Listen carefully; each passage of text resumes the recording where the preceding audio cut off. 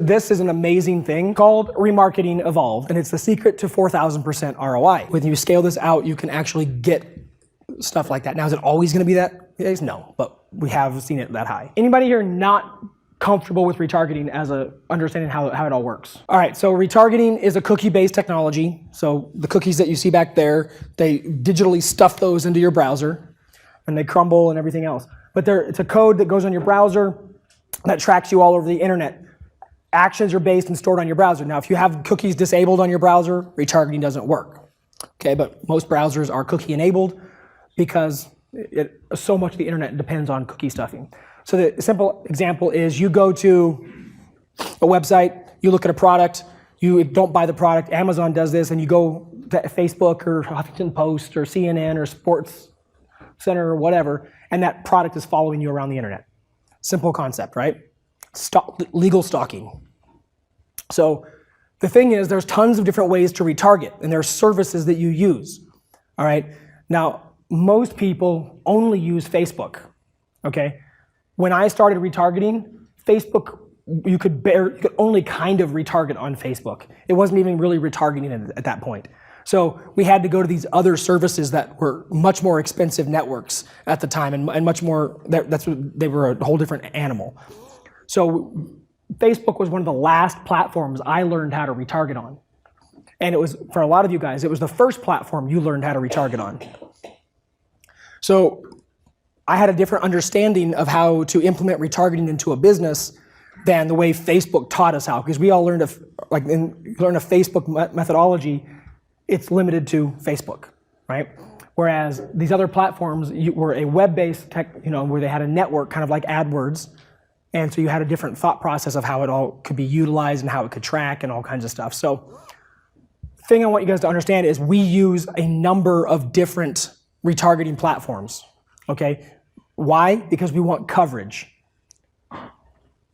Every time, now, there's a lot of overlap, but every time you add another network on, you increase your coverage. It's like a Venn diagram, right? There's a whole lot of overlap, but by and large, it all gets bigger, right?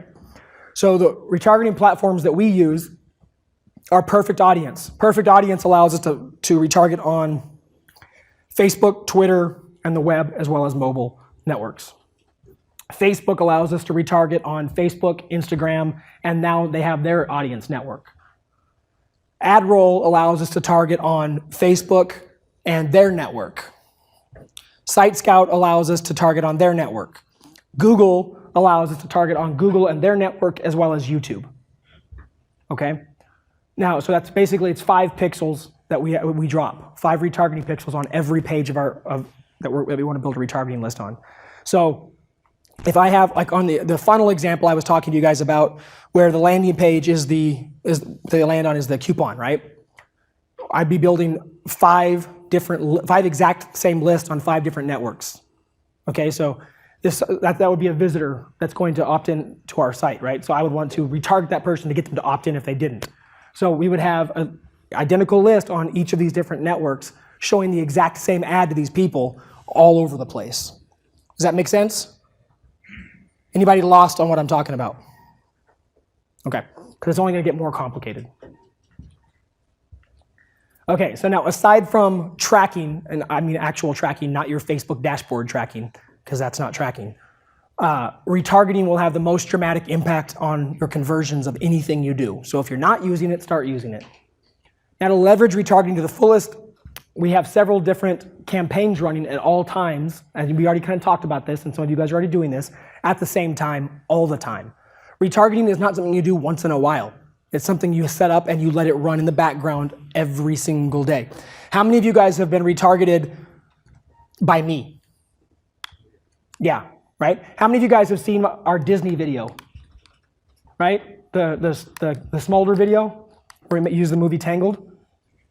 How about $3 conversions? And you know what? And I'm probably going to get a cease and desist letter at some point from Disney, but you know what? We wanted to try it. Okay, retargeting will be used to improve your business in these 4 or 5 ways. Converting more visitors into prospects, all right? So people getting them to opt in. Converting more prospects into tripwire and or front-end sales. converting more customers into repeat purchasers. Right? So retargeting is not just for the acquisition of a customer. It can also be for the re-engagement of an existing customer, getting them to buy something else.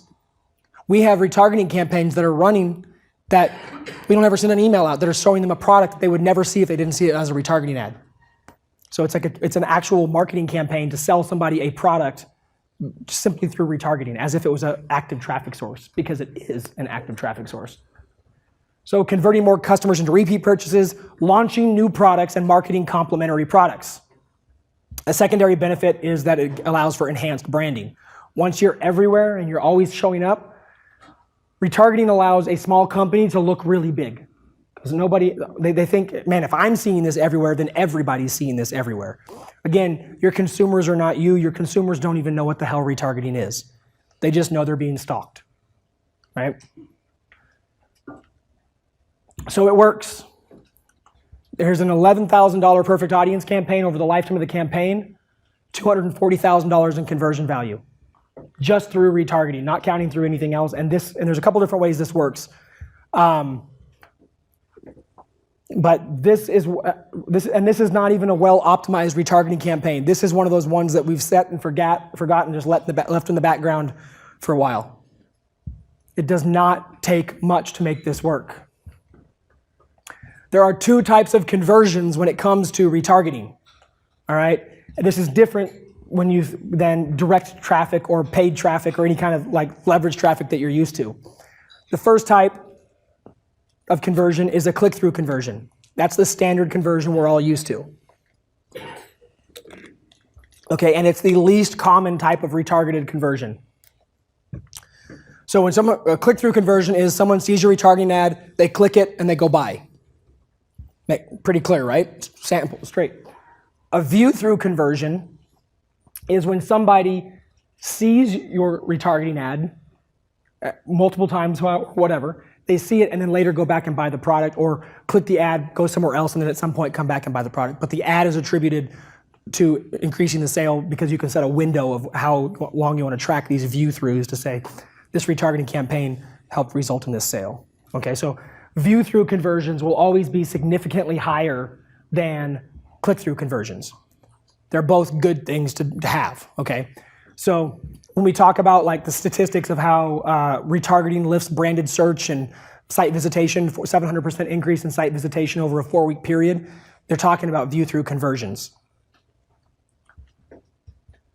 And I think we're gonna show those stats again. But basically, website visitors who are retargeted with display ads, which is what retargeting is all about, display or video, 70% are more likely to convert. Okay, this has the whole multiple touch point thing we've talked about. More times you touch and get in front of them, the likelihood of conversions are going to go up. Retargeted ads are also 3 times more likely to be clicked on than people who haven't interacted with your business before. Again, these are just simple things that we know as to why we use retargeting. 26% of customers will return to a site through retargeting. This is with poor retargeting. This is just generic blanket retargeting. And this statistic is actually based on brand retargeting, where you basically just show them your logo. It's not actually talking about what we do, where we actually show the product. And then the biggest thing about retargeting is this. Display advertising, banner advertising has been known to be just in the dumps in terms of click-through rate, which it is, 0.07%. Retargeting ads on average have a 0.7 click-through rate. Again, you guys know my math sucks, but I do know that when you take the 0 out of a decimal and move the other one number closer, it's a better number. So that's a huge increase. And another reason why we love retargeting so much. So a few more stats, just because I like to throw them at people. 1,000% increase in branded search. 726% lift in visitation after 4 weeks of continuous retargeting exposure. And retargeting can increase conversion rates by as high as 147%. And this is not even tactical retargeting. This is just half-assed basic normal retargeting. You just turn something on and it works. It's very hard to have a retargeting campaign not be profitable if you at least set it up correctly. And if you use sequential retargeting, which we're going to get into, it's very hard to have less than a 1,000% ROI on a sequential campaign. 80% of companies are doing it wrong. It may be more, but it's at least that. They're doing generic blanket retargeting. How many of you guys have ever been retargeted by Amazon for a product that you already bought? Yeah, like you already checked out. Like, I already got this, show me something else. Or my favorite one was, I think it was 1-800-Flowers was retargeting me for Valentine's. That was last year. Yeah, retargeting me for Valentine's Day in June or something, June or July. We have a screenshot somewhere, and it was still a Valentine's Day retargeting ad. Come on, guys, like, how much money? Because you know they're blanket. They're just throwing money at it. They don't even pay attention. And you get companies like that all the time. Or you get companies that you go to their site and they just retarget you with something that's not completely unrelated to what you're doing. Like the LegalZoom example, where LegalZoom, we were there and they retargeted you for like how to do a will, but I was looking at an LLC, right? It's not related, but they're still getting success with it because it's still bringing that top of mind touch point marketing back into play. They're also not tracking their retargeting's effectiveness. They know it's out there, they think it's working, and they know they're like, it's more that, hey, I spent this much and I have this much. Things must be good, right? That's not the way you run a business. That's not the way you actually track retargeting. You have to be tracking everything in your business, specifically how your retargeting is working at each different point in the thing. They're not leveraging multiple networks. So audiences are semi-unique, right? So if this is Facebook, and that's where your audience lives on Facebook, right? Well, if we add perfect audience, now we have this. Okay, there's a little bit of overlap, but we've just grown it. And then we add ad roll. Now see how we're making a bigger ocean? So before I could only retarget you within this one ecosystem. But now if you extend into this ecosystem, which you do because there are sites that are in this network that are not in this network. Does this make sense? So you're basically increasing the size of your reach. You're casting a bigger net. So you're able to get in front of people in a wider thing. So a very simple that may not, hypothetical example would be, let's say you're on Facebook and you're retargeting on Facebook and Instagram, all right? And the person that you're retargeting, they're on Facebook and they're on Instagram, they see your ad, and then they type in eBay. Would you be able to follow them to eBay? No, you wouldn't if you were on the Facebook network. But if you had also had ad roll or perfect audience rolling, they go over to Facebook or to eBay, and you had built a list there, that campaign would fire, and boom, all of a sudden that same ad that they had just seen on Facebook would show up on eBay. Okay, and then let's say they type in Huffington Post. And let's say Huffington Post was in the ad roll network, but not perfect audience. So if you were using these two, you now had Facebook, you also had eBay, but Huffington Post was up here. So they went from here to here, you got them. But if they went to Huffington Post next, you would have lost them, right? So the more places you show up in front of them, the better. And you can use the exact same ad, or if you actually want to put the extra effort out, you can make different ads to make them even fresher, but still the same product. We typically use the same ads because that's a ton of ads. So it's easier just to use the same creatives. And then not setting up sequential campaigns because, like what Casey and I were talking about just a second ago, is that there's a lot of work involved with setting these things up. And as you roll them out to multiple networks, there's even more work involved. But, like most good things, it takes time to put into place, but it's well worth it. All right, so the other thing is pixels are worth money. All right, this is more of a mindset thing. So we all know that emails are worth money, right? We talk about the value of an email subscriber. And people talk about how emails are worth what? $1 per subscriber? Is that what people say? They're full of shit. You want to know what the average email subscriber is worth to an e-commerce company? Less than 30 cents. You want to know why? Because these e-commerce companies suck at email marketing. And they don't do it. So, but still, and everybody's different. Every company's gonna be different. But, so like Karmaloop, you guys familiar with Karmaloop? They're a big company. My buddy Drew Sanaki helped do the turnaround on that company. And, they're like, oh, we have this massive email list and, it's worth this. It's like basically $1 per email. And Drew's like, guys, you're worth 19 cents an email. Let's actually do the math. So they did the math on their company, and their emails were worth basically 19 cents. Because that's all the value they were getting out of them. When Drew was finished with them, they were getting about $6 per email, which is how the company turned around. So pixels are the same concept. Your pixels should have a valuation, because if you think about it that way, you will actually emphasize their use and placement, and you will care about how much attention you pay to them. Again, it's a mindset thing. Same kind of thing like Brent was talking about yesterday, right? You have to get your head wrapped around the concept of paying yourself. If you don't do it, you won't do it, right? It's all a mindset thing. Same thing here. So the way you figure this out, your sales from retargeting divided by the number of pixels that you have dropped. Okay, not pixel code, but the actual pixels that have fired. So it's the size of the retargeting lists, right? So in this example, there's 282,000 pixels placed, pixels fired, and sales from that were 240,000, meaning the value per pixel was 85 cents. So we know that for this campaign, for this business, that every pixel we place is worth 85 cents. So if we start treating a pixel as valuable to us as we treat an email, it's only going to get more value. We're only going to make more money from it, right? Are you guys getting the connection here as to why I'm beating this point? Okay, because it's, again, mindset's one of the hardest things you're going to have to deal with in business, because it's easy to be like, it's just a piece of code, it's not that important. And you know how many of you guys have ever neglected setting up the perfect pixel placement in your Facebook pixels? Like maybe you didn't add the initiate checkout, or you didn't add the add to cart, or you didn't add the conversion, or you did just the conversion but not the add to cart because you're like, all I need is this. We've all done it, right? But it takes that extra little bit. But if you actually make it the connection in your brain of how important they are, and that every time you screw this up, you're basically throwing away 85 cents, maybe you'll treat it a little bit differently. So again, to impress the importance of pixels, we choose pixels over emails. Pixels offer guaranteed exposure. So if I have the choice and I'm going to go after Pat, and I can get a pixel on his computer, or I can get his email, I'm going to take the pixel first. Not because it's easier to get, but because I can always go back and get the email later with your retargeting. Okay, so if we have to choose. Pixels also offer guaranteed exposure. You can't hide from me if I'm retargeting you.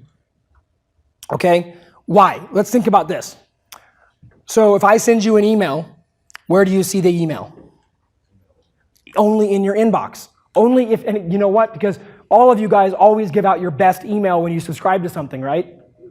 So it may not even be an email that you check, or it's your PayPal email. It's the one you only check when you buy something or whatever else, right? So it may not even see it. And then once you're in your inbox, what do I have to compete with? All the other emails that are in there. So now my subject line has to stand out. And then from there, you have to click on my subject line. And then you have to read my email or look at the pictures. And then I have to get you to click the link, all to get you to go to the page I want you to go to with the offer. Okay? Email marketing doesn't sound that much fun when you look at it that way. It's still very profitable. But what about retargeting? What has to happen? Can you hide from my ad? Hell no, it's right in your face. And what do you have to do to take the action? One click. Okay? So whereas before it took 4 or 5 actions to get you to finally go to the page where I wanted you to go to, retargeting, in one action, you're there. And you can make the same offer much more clearly like that. This is why we'd rather have the pixel in place than the email, because we can always get the email later. So this does not mean, though, that we do not build email lists. But if we have the option of trying to get either an email address or a pixel, we're going to go for the pixel and go direct to sale first. We can always get the email address later. Retargeting performs the same as better than email. This is, I can't remember which company this was, eMarketer or something, one of the big statistics company. So retargeting performs same as or better than email according to basically 91% of the companies that have been using it. So combining the two is very, very powerful. The other thing about retargeting is that it's not just for retargeting.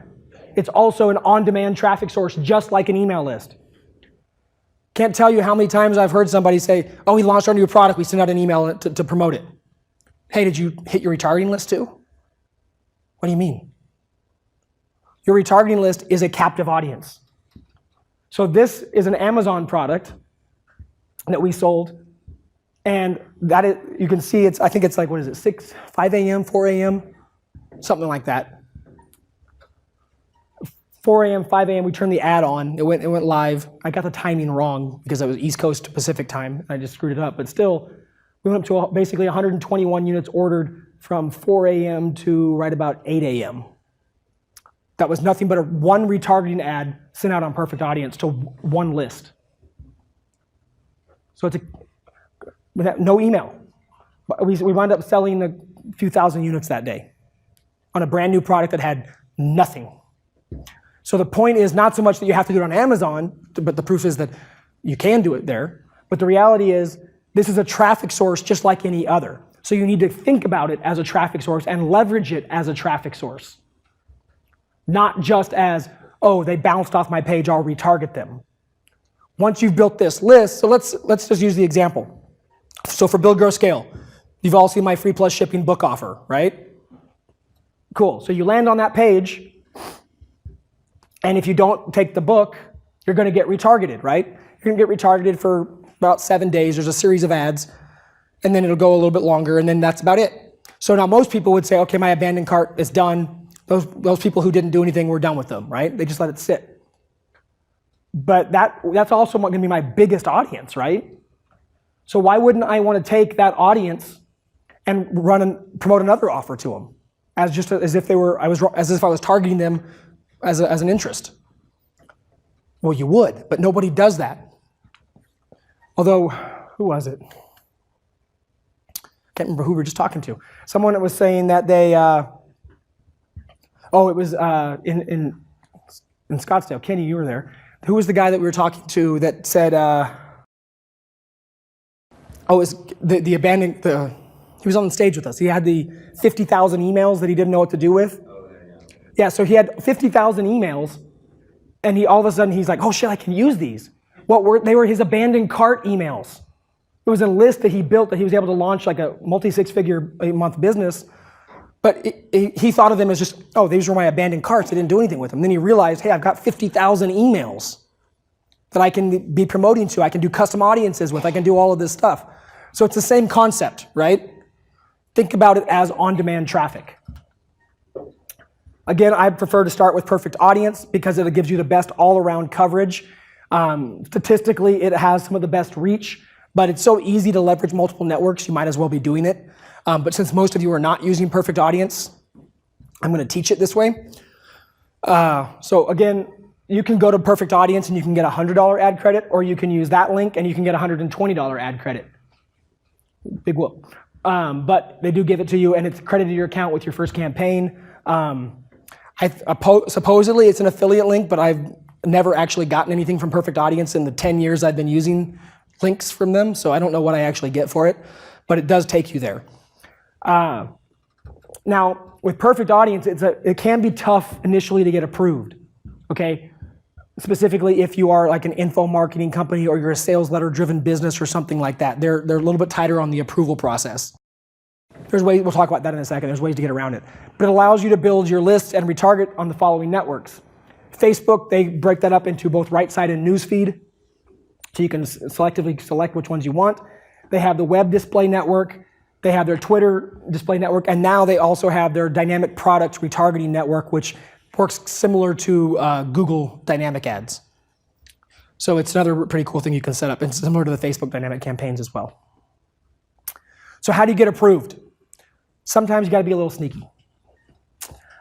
Just because they won't approve your site though, does not mean they won't approve ads that you wanna sell on there. So like, we have a site that they wouldn't approve our survival site, but when we got the other side, a different site approved, we put the same products that were on the survival site and got those approved as ads, no problem. So it's kind of like Facebook. It's very finicky. It's very who you get kind of thing. So on the approval side, Perfect Audience likes blogs, authority sites, news sites, video hubs, membership portals, communities, and most e-commerce stores. So when you set up and get approved on Perfect Audience, they want your homepage. That's the site they're going to ask for. Okay, so when they ask for that, if your homepage is a long-form sales letter, you're probably not going to get approved. Okay, so what we've done several times is when we went to get approved on Perfect Audience with a new account, our long-form sales page would suddenly go to, site.com/sales page, and we would put a temporary portal or blog or something up on the homepage until we got approved. But if you're an e-com store or something like that, you're typically okay unless you're in one of those questionable categories that almost every site has a problem with. Gambling, alcohol is actually not a problem anymore. Weed is still questionable. Supplements, certain supplements are still questionable, and then firearms and stuff like that. And then any kind of adult stuff. You can still get approved, you just have to be a little bit different about the way you go about it. They may have some more rules, like on our Perfect Audience last approval, we had our Second Amendment store, we had to take the knives out of the category pages. We still sell them, but they didn't like them on the category. So we took those out, and they approved us. Facebook said the same thing. You sell weapons. I'm like, no, we don't. I'm like, what weapon? It's literally a little pocket knife like this big. And they're like, oh yeah, that could kill somebody. Well, so could a stapler. But we took that off, they approved us. Same kind of thing here. You may have to go through a few hoops, but again, once you're approved, so like Facebook would not, or I'm sorry, Perfect Audience would not approve our Second Amendment or our gun site or anything like that. However, those rifle sites, which they disapproved when it was on the homepage, they approved those ads all day long. So it's not consistent, it makes no sense, it's just how it works. So we figure out ways to work around it. So the other cool thing is with Perfect Audience, there are ways to run ads build retargeting lists for any website, even if that website is not approved on the Perfect Audience network. You get one site approved. You take this JavaScript action script, which you get out of you don't have to remember that code. You can get that out of your account. Every account has it. But when you set up your campaign type, you set it up to work with, I think I even have a little laser pointer. Right here, you can select action. And right in here, you get to name the action and whatever you want. So banner or Pat's list or whatever it is. So when you do this, you can see I put banner here, and then right here it is, I entered it into the code. So what I can do is I can drop this code on any page, whether it's on any website, any domain, anything I can access the code on. And now when that script fires, it's going to add that person to my Perfect Audience list. Okay? So do you understand how that part works real quick? I'll make the connection in a second, but does that make sense? You take that code, you create your list on Perfect Audience, and name it with that action trigger word, and then you have the code that triggers that script. Why that's important is, let's say we have patsite.com, he got approved on Perfect Audience, but he wants to build a list and run an ad on, I don't know, patsurvivalsite.com, which did not get approved, but patsite.com did get approved. He takes this script, drops it on patsurvivalsite.com on the page that he wants to do, and it will fire and build a list in his retargeting account that was set up on Pat's site. So he can now run ads through using that approved site, even though the list was built on a different site. Okay? And and the link that you send them to in the ad can be wherever URL you want, a tracking link, a pretty link, so you can direct them anywhere you want. So it's a workaround. They don't check for that. Well, because they don't care. Now, what they do check for are spoofing sites, phishing. Are you doing the stuff that Facebook's having the issue with right now, which is where they're doing a link cloak with a delay and then pushing you to a porn site? They don't like that kind of stuff, obviously, because they're a family-friendly kind of thing. As long as you're not doing that, you're fine. Phishing, I don't think you're going to have a problem. No So, fishing with a PH. phishing, other kind of phishing, probably more profitable. Yeah, definitely. Totally. Okay, so you want to build segmented lists. So just some common, you can segment however it makes sense for your business, but these are some of the most common segments that come up in an online business, all right? So you have blog visitors. Now most people only segment simply by their blog. You should segment by the category within each blog. So if you have, like a simple example would be digital marketer, right? They have 3 main categories to their blog. Well, they build out 3 different retargeting lists for each category, one for each category. Why? Because the people who are in those categories, they can now target them more tightly to whatever the offer is. So if you're doing content marketing, make sure you're building lists for that content marketing category So you can actually say, hey, I have an offer that's going to appeal to anybody who wants to increase their conversions, not everybody who's ever been to my blog. You want to be able to target. That way you can have multiple segmented campaigns running. Squeeze page visitors, opt-ins prospects, abandoned carts, e-com category views. So they view a category on your e-com store. E-com product view, obviously this is the most simple one. Specific product purchase. So we build a retargeting list for every different product that we have as well. So I can say, today I want to run an ad, I want to do a retargeting campaign to everybody who's ever bought our set of our rifle sights. Boom, I can have an ad out to all those people. Does it take more time to set up? Yeah, but how cool is it when you want to run an ad to them, if all you have to do is click, and you've already got, because the list is already built. It's great. Legwork up front, rewards in the back. Funnel path lists, so if you have a specific funnel in place, like we talked about yesterday, you have all the different lists for each step of the funnel, so you can do the targets and excludes all the way through. Review page views, so if you're doing review page bridging over to Amazon, you can't drop the pixel on Amazon, but you can drop it on your review page. And then video views. This one is super underutilized in the e-com space. But if you have a YouTube channel and you set up your AdWords account, you can get a Google remarketing pixel.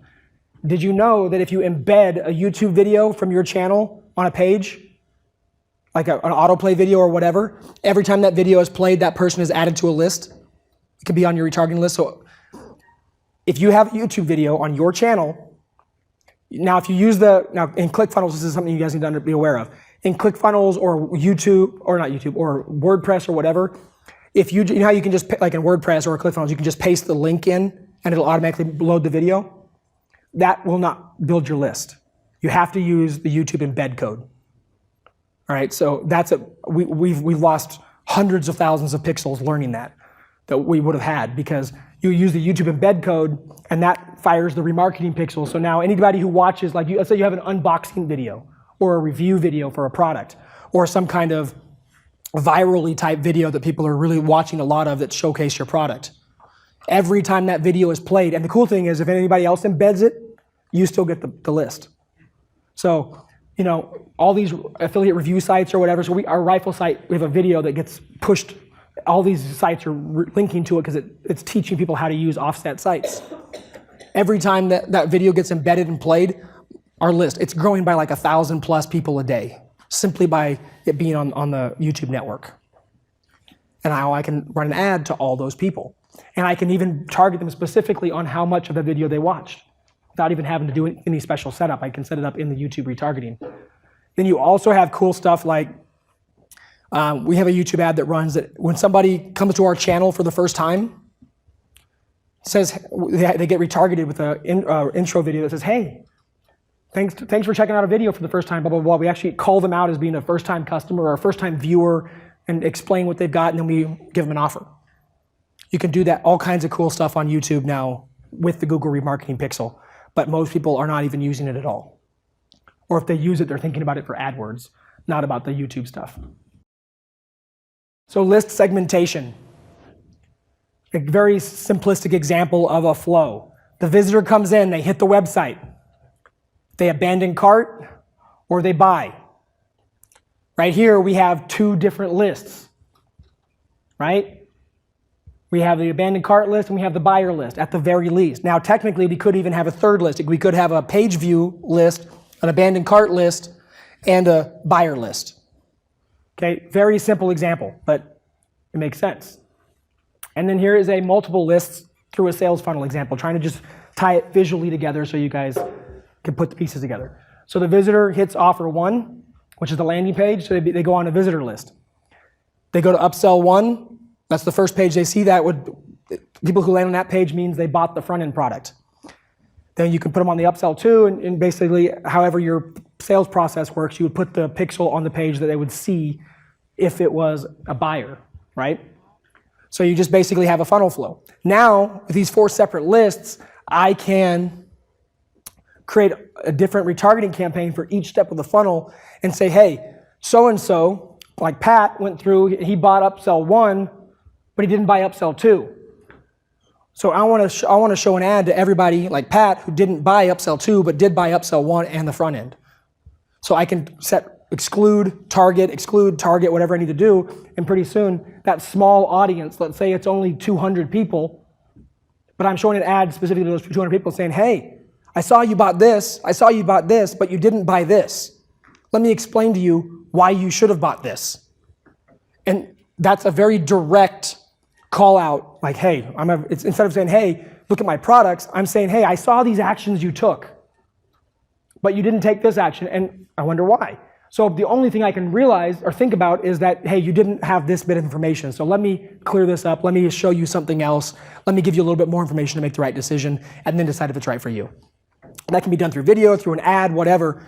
But the only way you can talk that directly in an ad, whether it's a video or a thing or call somebody out, is if you have that very specific segmentation so that you can make sure that you're showing it to only the right person. Because if I did that very direct call out and I was talking to Pat, but Pat didn't buy upsell one, and he didn't even buy the front end, that wouldn't it'd be a disconnect, right? He'd be like, what the hell is this guy talking about? It doesn't make sense. But with these lists, you can do that segmentation. Leveraging multiple networks. Okay, so we want to drop multiple pixels, just like we're talking about here. And then on average, each additional retargeting network you leverage increases your reach by about 30 to 40%. Now, there is a law of diminishing returns. Obviously, that applies in life and everything else. But for the most part, if you add those 5 main networks, you will have expanded about as much as you're going to get that's worth doing. Now, unless you are in a market or a niche that has a niche-specific retargeting network. So like in the survival space, in the health space, there are some closed networks that are, they may have only a few thousand sites in them, but they're very, very targeted to that specific network. In that case, you would definitely want to try to jump on one of those networks.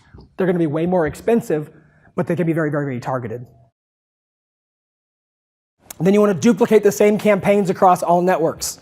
Okay, so if you have, on a funnel flow, if you have a page abandon campaign, cool. You'd have a page abandon campaign duplicated on Perfect Audience, on AdRoll, on Facebook, on Site Scout. Same campaign. Then you'd have the next campaign, the abandoned cart campaign, duplicated across all 5 networks. Then you would have the upsell campaign or whatever other campaigns you had.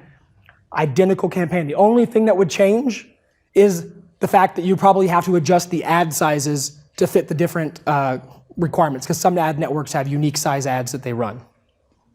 But most of them follow the same defaults for display advertising. Your audience will not be able to escape. It's pretty cool. It's kind of creepy, but it's really cool. So how do you put it all together? So the coupon funnel example. We have 4 campaigns running here. Retargeting campaign number 1 is designed to increase the opt-ins. So people land on this page, they bounce, you pull them back and try to get them to opt in. The next one is increase tripwires. So these are people who basically abandon the cart. We're going to pull them back in. Number 3, I already broke this down this way. This is visitor, and then this is the abandoned cart campaign. And then this one is, hey, people who didn't buy the one-time offer, we want to pull them back in. So this could be, let's say you have let's say you're selling a supplement, and you have your auto ship program, right? It's like, hey, get a monthly supply, and this person doesn't take it. So Pat doesn't buy your auto ship, and you're pissed. Like, well, I want to get him. So you're going to retarget him and say, hey, Pat, I'm going to show up at your house with a baseball bat if you don't click this link right here. And so he clicks it, and he says, hey, by the way, no baseball bat, but what I'll do is I'll give you a $1 trial. I know you're going to love it. And then he signs up. So the retargeting campaign, you just pulled him back into a one-time offer with a trial. So this is something that most people don't do. When they have a one-time offer, because it's in a funnel, they're like, oh, it's an upsell. I can only sell the upsell if they're in the funnel. Well, that's still a product. You might as well sell the damn thing. So what we do now is we make it a point to always build out a retargeting campaign that pushes them back to the one-time offer or the multiple one-time offers. Whichever one they haven't bought, we're going to try to get them to buy it again. No does not mean forever, right? No means not now. So just because they didn't buy my continuity program the first time, maybe they could buy it the second time or the third or the 500th or whatever, right? Until they either buy, they unsubscribe, or they die, we're going to keep marketing to them. I know that sounds mercenary, but you're in business to make money, okay? If you're not going to make money, have a nonprofit, which make a lot of money, actually. And then if you really want to misuse your money, open something like Wounded Warrior and, basically just take all the money, pay all your executives, and then only let like 12 cents actually get to the people that you care about. Not jaded at all about that, by the way. Side note, on that specifically, we used to be a huge supporter of Wounded Warrior. I was at the SHOT Show in Vegas, which is like the SEMA show for guns, the big trade show. Glock was awarding a check to Wounded Warrior Foundation on stage at their annual event, and Wounded Warrior wouldn't accept the big check because there was a picture of a gun on it. You're a veterans foundation. Guns are part of your thing, right? But you're anti-gun. So you won't accept money from a gun company because the check was just stupid. You guys have all seen those foundations though, right? They actually find out how much money actually gets to the people who are in need. It's disgusting. It's less than out of every dollar, it's like 12 or 14 cents in a lot of cases. It's insane. And then you find out like the Red Cross is, like the lady who ran the Red Cross was getting paid like hundreds and hundreds of millions of dollars a year. Ridiculous, huh? Okay, there's my tangent about that. But one cool thing about ecom is you can tie yourself, let's bring it back on point, is you can tie your campaigns to a cause that you support. So we do a lot of that in our space too. We find foundations or things like that we want to do, and we can donate a percentage of our profits or things like that. And it's all obviously, one thing is it helps boost your marketing, especially if it's niche specific, but then you can actually make sure it actually goes somewhere that actually gets help. And that's one of the things that I love about this, not so much the retargeting thing, but just ecom in general, since I'm on my soapbox right now, is that if you have a cause, which all of us have our causes, we have our things that we support, you can easily help your business grow, help your life, and still help other people as well.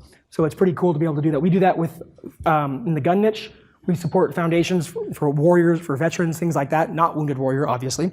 And then we used to have a pet business with the husky stuff. We would support, animal shelters and things like that, and we would just automatically donate a percentage of our profits. And there's companies out there that their whole service is designed to allow you to automatically do that. So, there's a credit card processing company we're working with right now. We're trying to, they're this new thing. Sorry, this is a random tangent. This is just super cool. So you have your credit card processing, right? You all know that your credit card processing rates are negotiable, right? Now, not so much with Stripe, but with other real merchant accounts, you can negotiate your rates, and it's all varied on risk and things like that. Well, what these guys have done is they've worked with these big banks, and they will get you credit card processing, and they'll say, hey, Pat, what are you currently paying for your rates? Okay, 2.9%. Cool. What if we can get you 2.5%, but we'll still charge you 2.9%, and that difference goes to whatever charity or foundation you want to support? Would you do it? And it's all automatic. It's all the taxes. Everything is taken care of for you. They're growing crazily well, and they'll also do counters on your site so you can show how much revenue you're generating for your cause, all kinds of things like that. But it doesn't actually cost your business any money. It doesn't come out of your profits because you're already paying the same amount. But they'll negotiate the lower rate for you. They actually haven't launched for like public consumption yet, but I've been working with them because we're going to test them out. And as soon as I have the right to actually share the site with everybody, I will do so because it's awesome. But I mean, it's a no-brainer because even if, let's just say you're like, yeah, I want to support a cause, but I don't want to share my profits. Like, there's a lot of us out there that are that way. You don't have to raise your hand. But we're like, man, I only make 20% profit. I don't want to give 5%, away to somebody else. That's fine. What if you could do this? It doesn't cost you any more money than you're already doing, but there's that extra little bit you can now give away. And you can support the cause, or also, even if you're that straight up mercenary, like screw the world, whatever, I just want to make a lot of money, then it at least looks like you care. Okay, so off the soapbox and back to retargeting. Okay. Putting it all together, we talked about this during the funnel yesterday. I'm going to make it go way, way, way beyond. This is a perfect audience example. Okay, so what we have here is using that previous campaign. We're going to show the 3 different promotions, right? So we have 3 promotions running. The first promotion is to increase the number of opt-ins that are going to join our list to get the coupon. So in this case, we're using a simple Facebook retargeting, and we're targeting all visitors, and we're excluding everybody who visited the tripwire, because the only way they would see the tripwire is if they opted in. Make sense? The next campaign is to increase the tripwire sales. So we're going to target people who have visited the tripwire, and we're going to exclude tripwire customers.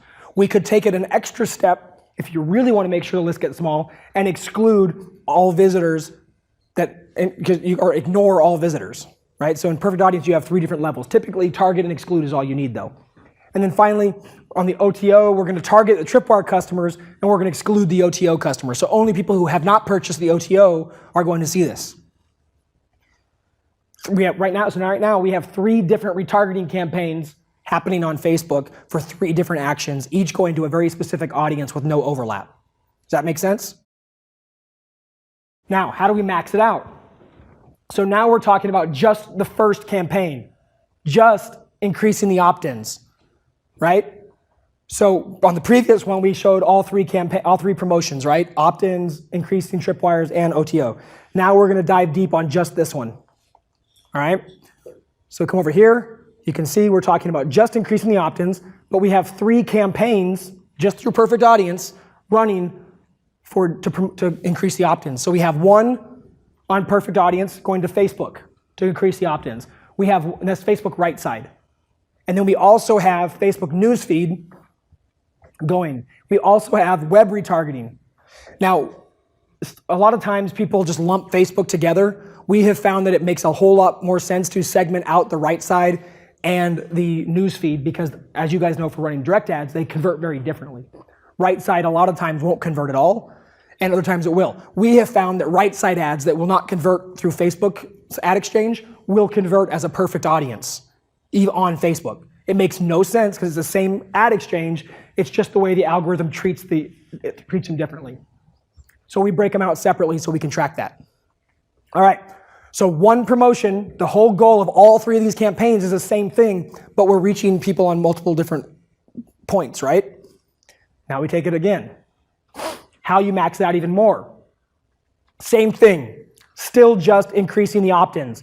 But now we have a campaign on perfect audience going to Facebook right side.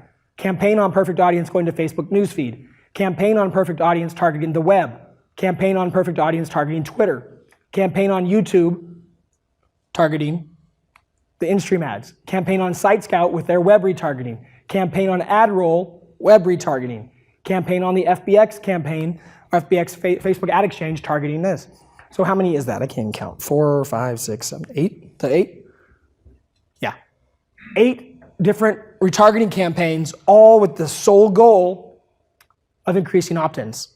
And we have now covered the entire world of retargeting. So basically, anywhere you go, I will find you, right? It's true. It's amazing. It's incredibly powerful, and it's a total pain in the ass to set up. So we use Improvely. Yeah. So you set up. Again, it's just like using UTMs, right? But we use Improvely, and then what? So Improvely is cool, but you take Improvely to the next level, you have to create a spreadsheet. You don't have to, but in my case, it's way easier, because what we'll do is we'll create a spreadsheet tab for each campaign, and then we just paste all the links in there so we can go back and find them real easily without having to go in and sort through them. And then when we go into Improvely, we do the link tracking click or thing, and we're like, okay, this campaign, this retargeting ad, and then it sorts it out, and we can see how it's performing. Looking at 2 slide chart, these Wicked reports. I have not. Wicked reports is Infusionsoft only. Really? Unless they have a new option. As far as I've seen it. They're not now. Oh, if so, okay. I visited their booth at TNC and they mentioned nothing about it. Okay, so they had previously always been Infusionsoft only, and from what I've heard from everybody who's used them, they're amazing. But we're not an Infusionsoft only. Only Build, Grow, Scale runs on Infusionsoft for us. Everything else is on other things, so we couldn't do that. I know their base plan is $300 a month. I think it's a lot say that I'm also not making sure it's not Infusionsoft. Okay, if it's not Infusionsoft only, that's They didn't say anything about it. They were trying to sell us hardware. They say I was talking to them at TNC. okay. I've used Wicked. They're UTM driven, so you can put them in. Okay. Awesome. That's good to know. Yeah. So they are phenomenal in this. I don't know that they're that much better in the tracking department. What they're really good on is in their reporting. They actually have way better reporting features and built-in reporting that you don't have to figure out what report to run than anybody else has. Really good. I'm excited. A lot of big boys using Ezra. Oh yeah, no, a ton of them are using it. So if they're no longer, I haven't looked at them in probably at least a year or so. Also, I know they must be not. If Ezra's using them, Ezra's on Klaviyo, yeah, which we are. Yep. And he uses them, so therefore, I guess. Yeah, it would make sense. And you know what? Now that you mention it, I think Perry said something about it when I was in Austin last time. We were talking about native commerce, and none of the native commerce things, they're on one shopping cart. So they're not. They've got it. So it's got to be. Yeah. So that's one to look at now. Again, $300 a month minimum. Pretty sure. More. Is it more now? Pretty sure it's more than they have like a contract. Okay, so I could also be wrong about that too. Improvely is going to cost you $60 a month on the base plan. So there's a big difference there. And if you're just getting started, you definitely don't need it. Honestly, you can do a lot of this stuff if you just use the Pretty Links plugin on our WordPress. You can do a lot of the basic things, maybe a little bit more manual, but if budgets are tight, then don't just go out and get the most expensive tracking stuff. You can grow into that kind of thing. But they are awesome. I've seen Kern's reports that he can run on his. It's amazing. Yeah. He uses it for all of, well, he's been using it for years, but he uses it for his whole new continuity program and all of his auto stuff. And the reports that it runs are just amazing, especially for continuity. Looks really good. Yeah. And everything looks really good. Yeah. So you try it. Yeah. Now, the cool thing is they actually make you pay a setup fee, and they actually have their team help you set it up. Okay. I do know that. There's no other way to do it. I think they force you to do that, and that's probably why they have the contract. Okay, so here's an abandoned cart example. So the days 1 to 2, so you have your abandoned cart going. That should be going with email, right? As well as retargeting. So days 1 to 2, you have the basic cart reminder. Hey, this product's in your cart. Come back, buy, buy, buy. Then days 3 to 6, we push them to a review or an unboxing or something that's like a customer testimonial video or something that's really exciting about the product that's like, hey, what the hell? They're excited. Why haven't you bought it? And then if that doesn't work, then we offer them a discount. Now, again, common default is that you offer the discount right here, right? The second they abandon the cart, you're saying, hey, how about 15% off? Here's the thing. They don't need a discount yet. You still don't know why they abandoned. So why don't you give them a chance to buy and then discount them? All right, and then if they still don't buy after the discount, give them a chance to win it for free. And if you are going to do a giveaway, you actually have to follow through with the giveaway and at least choose a random winner in every time period that you're doing it. Okay, again, this is where you get in trouble if you do the shady shit, right? You can totally do all of this stuff as long as you do it ethically, okay? So how many of you guys remember Lucky Duck giveaway? Any of you guys remember that one from the laboratory from Don's group? Dennert? So not Chris, but Jason, the one that nobody can trust. He did this massive giveaway thing, and he got hundreds of thousands of up and got in trouble because they didn't actually do the giveaway. They're making tons of money. And it was these little silicone bracelets for the like camouflage bracelets. How expensive would it be to ship one of those out randomly to somebody every month, or every week? It's not that hard to do. So just do it. And you don't even have to have the product. You could literally go to Amazon and just have it shipped directly to the customer. So anyway, the giveaway is huge. We build a lot of massive lists off the giveaway, and it pulls them back into an email sequence and allows them to educate the customer and pull them back in and try to get them to buy. So most cart abandonment, they end right here. You have a 3-step cart abandonment, 3 emails or 1 retargeting ad, and that's it. Well, we have a 4-step cart abandonment campaign, or actually 4 different mini campaigns in one promotion, in addition to our emails. So do you think our cart abandonment rates are significantly less than other people? Actually, no, they're not. Our cart abandonment rates are the same, but our recovery is significantly more because we take them through this journey. And we also recover a lot more full price sales than most people do because we don't pitch the discount until we've given them multiple chances to buy. Again, if I'm gonna make money, I'd rather make more money than less money. And then I'm still gonna get the sale, I'm still gonna give them the discount, but I wanna try to get them to buy it at full price first.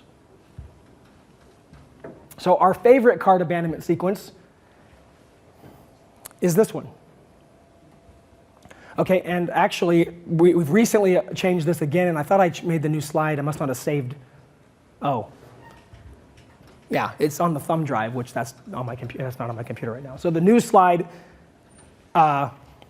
this and this have changed place because what we were talking about. So all right, so this is the same thing. Cart reminder, day 1 to 2, day 3 to 6, product review, unboxing video, customer testimonial, that kind of thing. Day 7 to 9 is actually the discount offer. And if they don't take that, then we retarget them over to Amazon and say, hey, you try us out on Amazon, buy us there, the trust factor is there, all of that kind of stuff.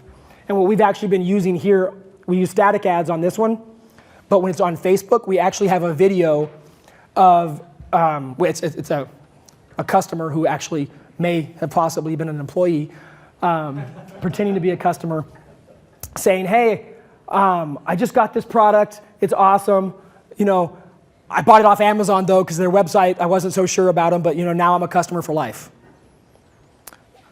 And he did buy the product, but he's still an employee. Okay, but anyway, so the whole thing was we wanted to tell the story of what people are already thinking. Hey, I don't know if I want to buy it from your site, but I want the product. You know what? I'll trust it on Amazon. Why? Because Amazon's customer service will take care of me if the product's not good, and I'll get free shipping. Once you've got them to buy your product, chances are they'll come back to you later. You know, I gotta say, the BGS shirt looks pretty damn awesome with a gold jacket. Yeah, I mean, everybody's gotta get gold jackets and a BGS shirt. That'll be the new thing. We'll get a container shipped in full of gold jackets from China. Be our new thing. We'll be selling them off the back of the event. And then we'll push them into a giveaway offer. So the only thing, this slide is accurate, the only thing we changed was we moved the buy to Amazon after the discount because like we were talking about, we can't actually track if they bought on Amazon or not. This works incredibly well, guys. And then when they buy or opt in at any one of these points, it stops the campaign. So if they buy here, they never see this part. If they buy here, they never see this part.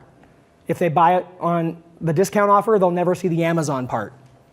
Okay, so you can stop the campaign at any point. So whenever they become a buyer, they never see the rest of it. So you're only antagonizing the people who are antagonizing you by not buying your product. Okay, you're not antagonizing the people who did what you wanted them to do. So you reward your customers for taking action the correct way, and you punish those who don't take action, right? It's the same way you raise kids, right?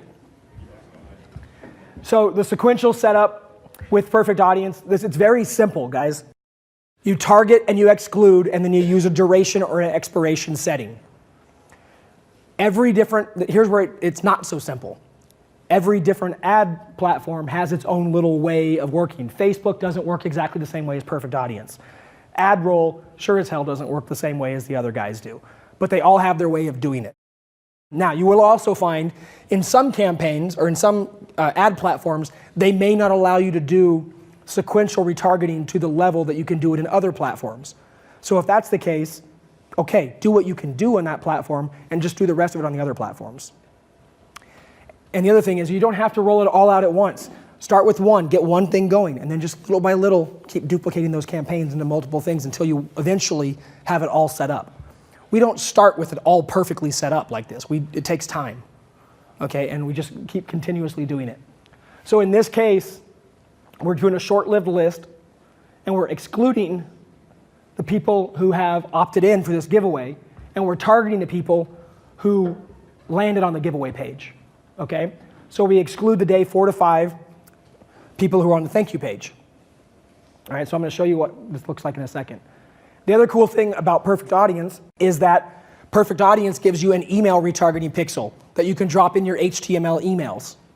I love this because now I can trigger a customized retargeting campaign that actually matches up to the emails I'm sending out. And it only fires when they open the email. So it's a campaign that won't go live if somebody doesn't open the email. But let's say you've done all your other retargeting. This is not even sequential. This is just, you've done all your other stuff and it's going. And then you have this awesome Valentine's Day or Mother's Day promotion that you're gonna do, okay? So what if you also had, your email talks about this Mother's Day promotion that you've built out and you have this whole sequence of emails to go out. Then you drop in this retargeting pixel that will fire off a campaign that exactly mimics your Mother's Day promotion in sequence. But it will only fire if they open the email, because otherwise it won't make sense. So now, the reason this works is people in their email and what they see on their pages in life, they usually don't match up. Okay, so this is yet another way you can get into people's heads really more effectively. So they read your email, and you say something unique in that email about your store, your promotion, or whatever else, and then you call that exact same thing out in a retargeting ad that fires a few minutes after they open the email. And then all of a sudden they're on Facebook, and that same unique phrase or image or sentence or whatever else that you used in the email that they just saw is now in their face on Facebook, or in their face on YouTube. Or YouTube is amazing because you can do the in-stream ads and they're getting ready to go watch their next cat video, and you hit them with whatever your offer is that they just saw in their email. It's crazy. Your conversions goes through the roof on this. And then you can also have it trigger, so every time a new email goes out, you could have it kill or start a new retargeting campaign that matches up with the email. We're getting nitty-gritty, we're getting granular here, I understand that. But if you really want to do some really cool stuff, these are options that are available to you if you go beyond just the Facebook retargeting network. And this also gives you a second chance, or third, fourth, fifth, sixth, seventh, whatever chance, to get their attention in case they don't click the link in the email. So they may have read your email. How many of you guys have ever read an email and didn't click the link? All the time, right? And if that was where it ended, you would never have that option again unless you went back to the email or to the next email. But now you read my email, you didn't click my link, how dare you, but I'm still gonna hit you with a retargeting ad and I can follow you around until eventually especially you guys, you're probably gonna click it anyway just because you wanna see what's going on and see what happens next. But the idea is that I'm gonna have more chances to get you to click the link than just that one chance in the email. Because most of the time you guys don't go back to an email, right? Not unless there's something specific. But for the most part, you get so much email, if you browse it, you're not gonna go back to it. You're gonna archive it or you're done until the next email comes in. This allows you to recover from that and keep it top of mind. So here's an example of how you can use an email sequence. So you have a 3-day promo. Why? Because 3-day promos for emails work better than anything else. 3 back-to-back emails, 1 email a day. 4 times the effectiveness of 1 single email alone. So you have a 3-day promo. This is an autoresponder sequence. Okay, these are all pre-programmed. So days 1 to 3, you have a retargeting sequence tied to this first promotion. Okay?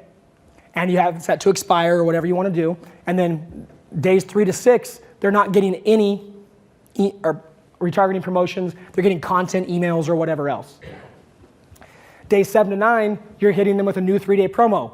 And you have a brand new 3-day retargeting sequence tied to that promo kicking off. And then days 10 through 13, nothing. So let's say you were just an affiliate marketer. And now if you're an affiliate marketer, if you contact the product owners, a lot of times they'll drop a pixel for you so that you can track, okay? Now here's the thing. You could literally be promoting, like Kenny can do this with all of their physical product stuff that they do for Barbin, all their affiliate stuff. They could have an autoresponder sequence built out to promote all these products.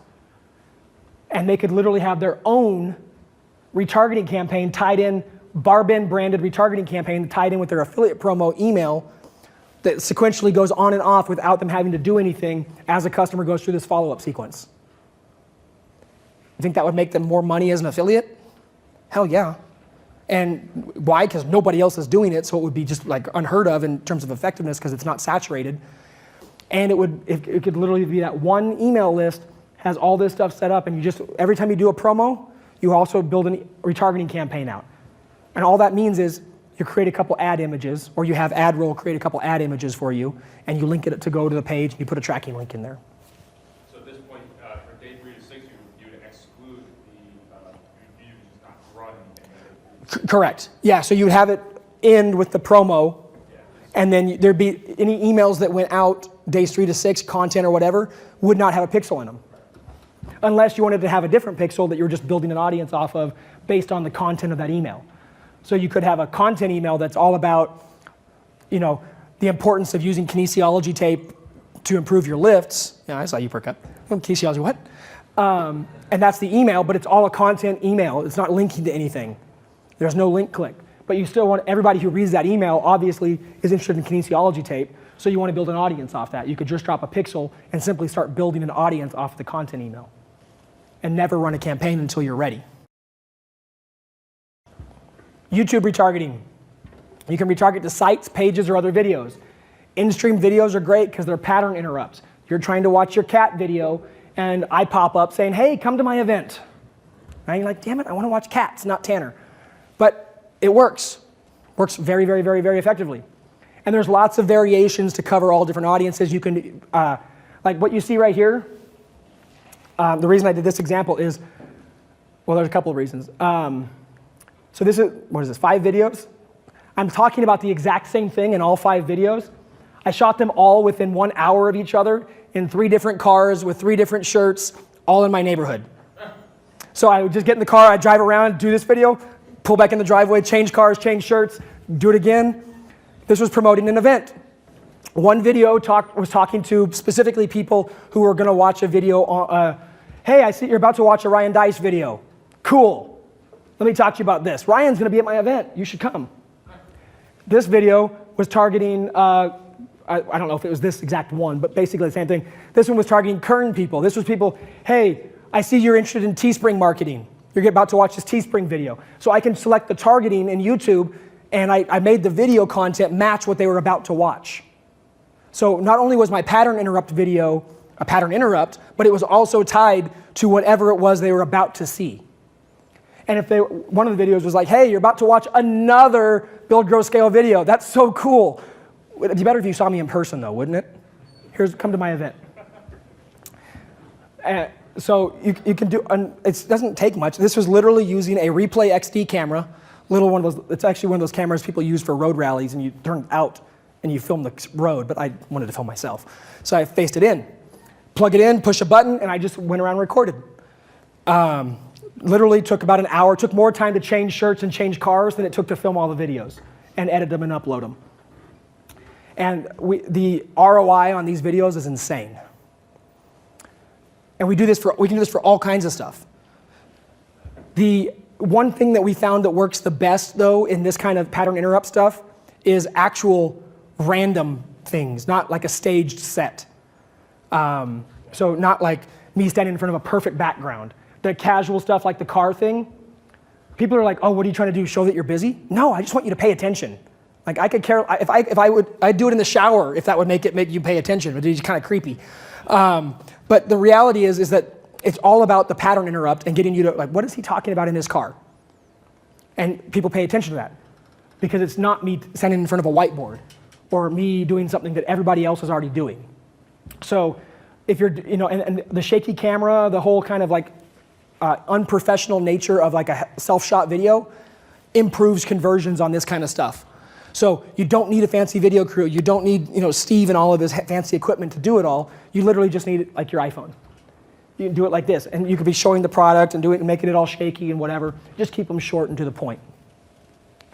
But every video in your channel that you have builds the retargeting list. So every time someone actually saw this video as well, it added them to one of my lists also. So now I can follow up with them again. Hey, I'm back. Watch this video. And then there's the workaround. How to use retargeting to drive sales when you can't run pay-per-click ads for your product. This is another really cool thing about retargeting. So, hey, I sell supplements. I can't get my stuff to work. Okay, I can't promote them on Facebook. I can't promote our gun stuff, whatever. So the 4-step process is to use the native ad trick. And retargeting is a great way to leverage this. Native ad or viral content piece that relates to the product. Doesn't actually go into the product, it's just about it. So in this case, let's say we couldn't advertise kinesiology tape because Facebook doesn't like it. Okay, so but we can talk about how these athletes improve their lift using this interesting piece of tape, right? And we create this advertorial about it, talks about it, maybe shows some pictures, cool things like that. We drive traffic to that. We do boosted post, we do a pay-per engagement ad, things like that. Why does that work? Well, because it's the cheapest, dirt cheap traffic and exposure you're going to get. And if it has any viral nature to it, it's going to get social shares, it's going to get engagement, and it can go really large and get you a ton of pixel growth without a lot of expense. Then you place the pixels on that content page. All right? And then obviously you retarget them to whatever offer it is that they wouldn't let you run. Then you're like, well, hang on, Facebook won't let me run that, even as a retargeting ad. That's cool, but there's 5 other networks that will. And guess what? Facebook won't let you run a supplement ad, right? But perfect audience, I can get that ad approved, and guess where it will show up? On Facebook. Now, will it run forever? Maybe not. But our gun ads that we can't get approved by Facebook, I get them approved on Perfect Audience all day long, and they wind up on Facebook. And because Perfect Audience has such a relationship, obviously, with Facebook Ad Exchange, just like all these other networks do, they're going to get a lot more stuff through. So there's ways to get things around. Now, again, I teach you this stuff, even though there's a lot of ways to use it for bad. Please don't be that shady guy, right? Don't be that guy doing the stuff, for the kids and things like that. My daughter loves YouTube, and she's 5, but you know that they're targeting kids now to get porn traffic? They're like making kid videos that they'll click on like in the kids' YouTube that are cloaked and they're pushing kids to like an adult site. So even the kids' YouTube. Why? Because they're selling remnant traffic, and traffic is traffic. They can sell the click for super cheap. They don't care who it is, but kids just click, right? And the kids' YouTube channel is insanely popular, massive volume, and they're doing all kinds of shady shit. So if you have kids, be aware of that. That even the kids' YouTube version, there's stuff happening. So you want to check your controls on that stuff as well. All right. So how the workaround advertising works visually would be, you retarget them to the review page or the content page, and so that they view the content, the native ad content, and then you retarget them either to the review page first to like preset the sale and then push them to the buy on store, or if you think the advertorial or the native piece did enough, push them straight to the store. So you can push that around depending on what your content is. We like to do a 2-step approach because a lot of times our native content is, like if we were talking about, again, with Kenny's example with the kinesiology tape, if it was like, hey, this magic tape that helps people lift more weight with less injury, cool, we set the stage, but we didn't specifically talk about why ape tape or why their tape is so much better. So we're going to retarget them then to a review of our tape, and then we'll push them to the store. So we're kind of just setting the hook deeper with multiple sets.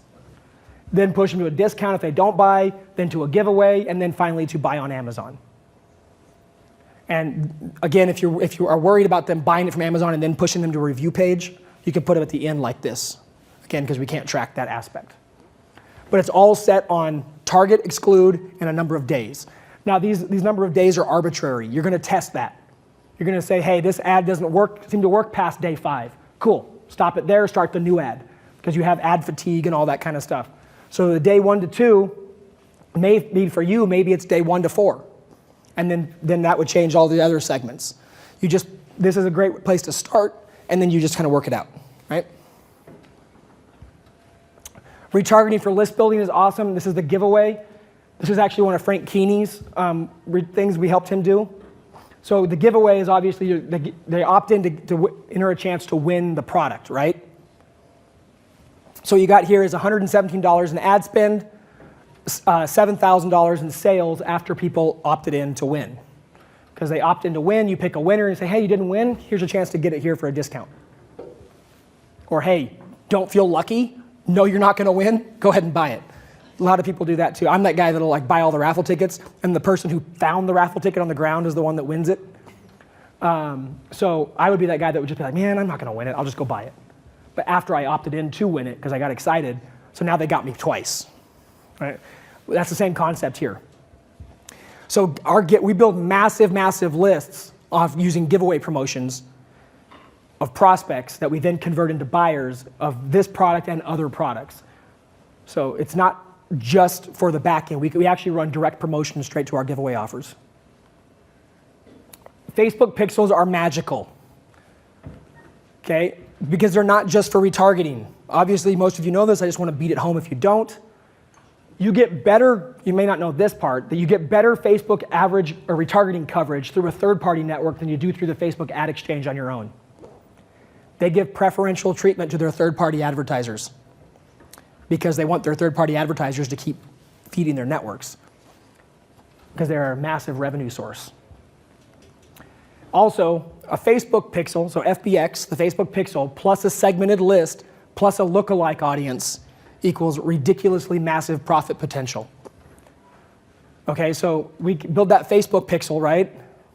We can then spin off a lookalike audience. So first of all, we place a pixel, but we say, we put this special pixel on a blog category page specifically for people who are power lifters that like kinesiology tape.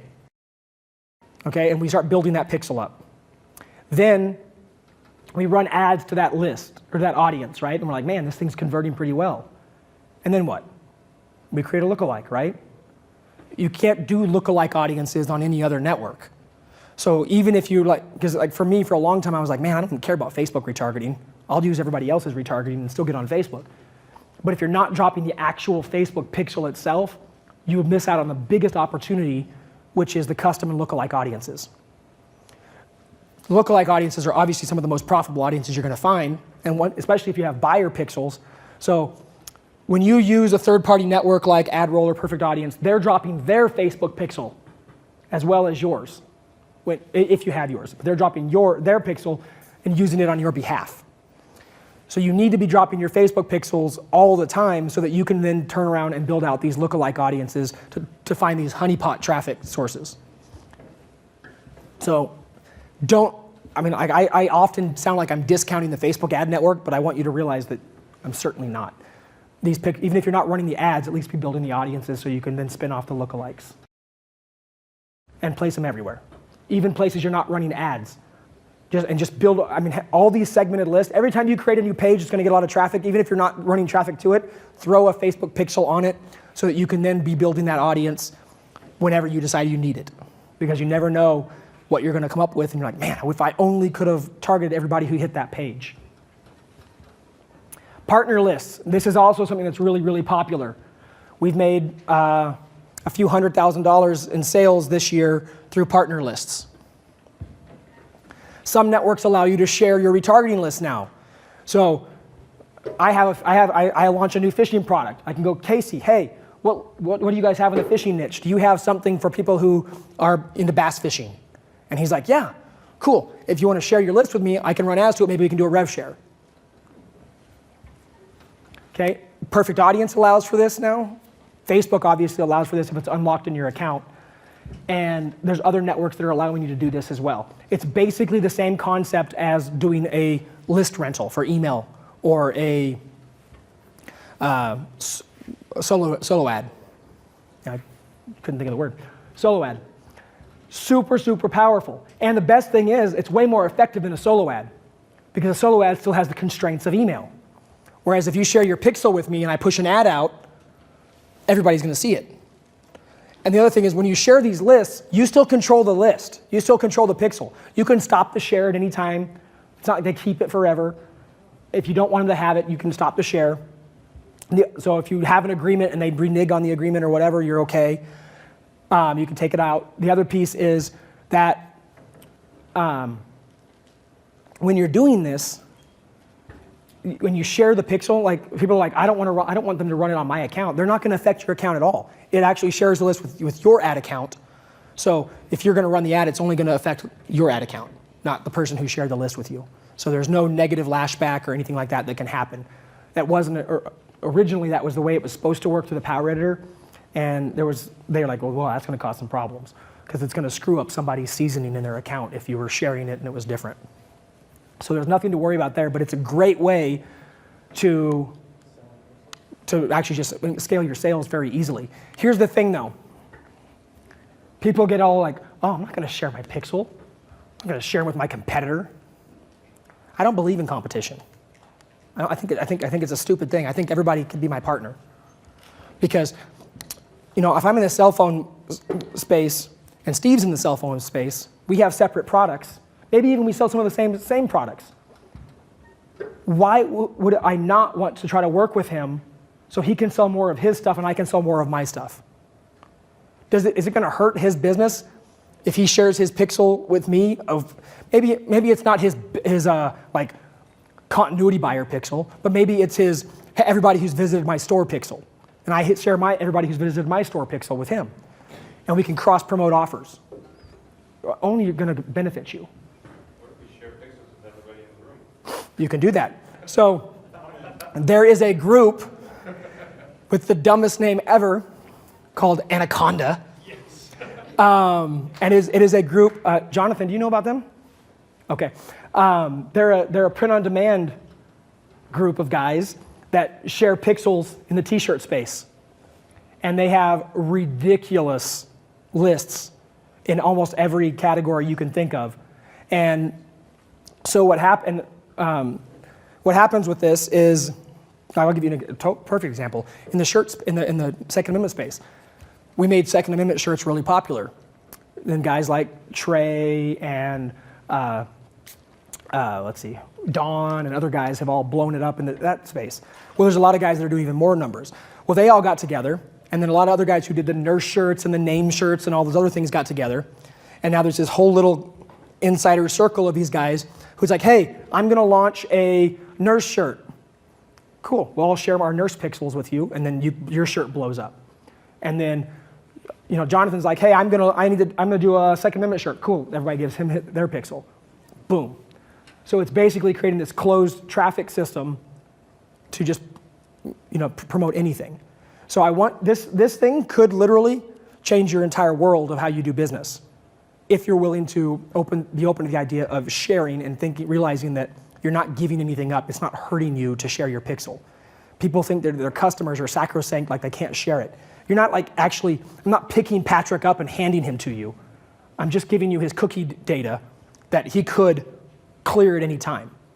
And it's not private data. It's publicly available data. That's why it's a cookie. So this is super powerful. We've done ridiculous numbers in the shirt thing with the Anaconda group because Matt Stafford is part of that group. We now have access to anything we want there. And we share our pixels with some of the survival guys, Survival Frog, those kind of things.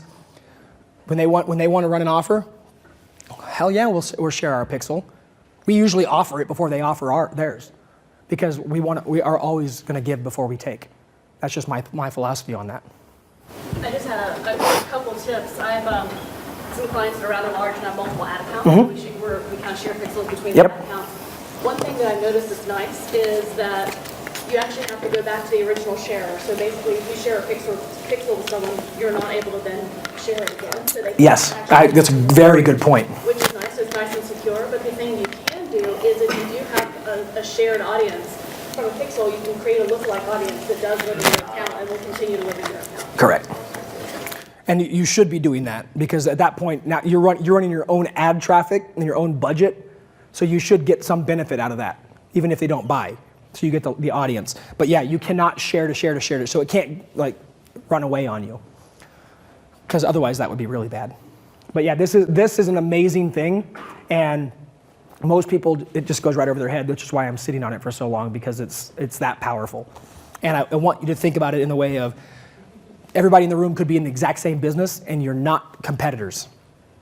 You're actual potential JV partners. To make your retargeting that much more effective and just really take it up a notch, you really need to work on your LTV, your lifetime customer value. One of our secret weapons when it comes to LTV is continuity, which I'm going to teach you about in this video right here. Subscribe and turn on all your notifications so that you get all the updates of all the new videos released, new trainings and everything. And I'll see you in this video.